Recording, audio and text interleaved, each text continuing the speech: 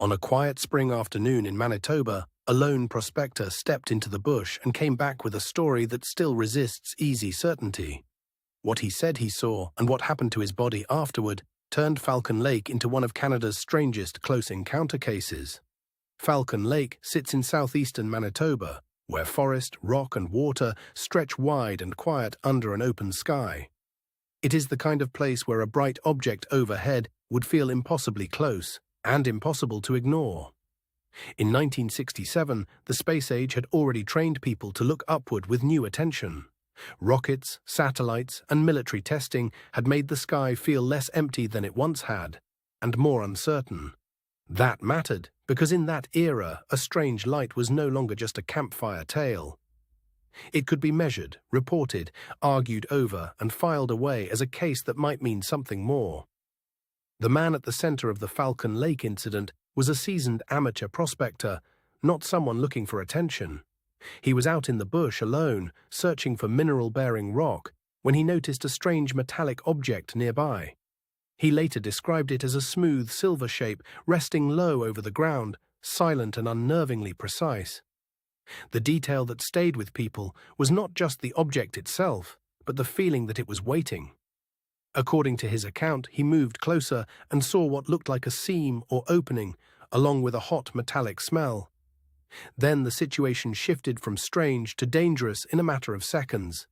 He said a sudden blast of heat or exhaust struck him when the object changed position. The force left a pattern on his clothing and skin that investigators would later examine with unusual care. What makes the case endure is the physical aftermath. Burn marks were reported on his shirt and body, and the injuries were serious enough that he sought medical attention rather than simply telling a campfire story. That combination of sighting and injury gave the incident a rare weight. People could debate the object, but they could not easily dismiss the fact that something happened to the witness that day. Investigators later treated the location almost like a crime scene in the wilderness. They searched for traces, measured the ground, and tried to match the story against the physical landscape around Falcon Lake. One reason the case remains so compelling is its sequence. A solitary witness, a close approach, a sudden burst of heat, and a trail of injuries create a narrative that feels disturbingly coherent. There were also reports of a circular mark in the ground, as if something had pressed or scorched the earth. In a case already charged with uncertainty, that detail gave believers something tangible to hold on to. The shape of the mark mattered because it seemed to echo the shape of the object itself. When a witness account and a physical trace appear to rhyme, the mystery becomes much harder to set aside. Medical attention added another layer. The burns were not described as theatrical or spectacular, but as real, localized injuries consistent with intense heat, which is precisely why the story spread beyond Manitoba. As the account circulated, it attracted journalists, investigators, and government attention. A Canadian close encounter with injury was no longer a private oddity. It had become a case file with national reach. Supporters of the extraordinary interpretation point to the timing, the location, and the witness's persistence. He repeated the story over time, and the details did not collapse into something simpler with repetition. They also point to the way the object was described as metallic, structured and controlled, not like a flare, balloon, or random light. The account suggests intent, as though the thing was operating with purpose.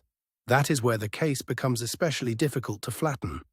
A bright object in the sky is one thing, a bright object close enough to leave burns, and a ground trace is something else entirely. Still, the conventional readings deserve room.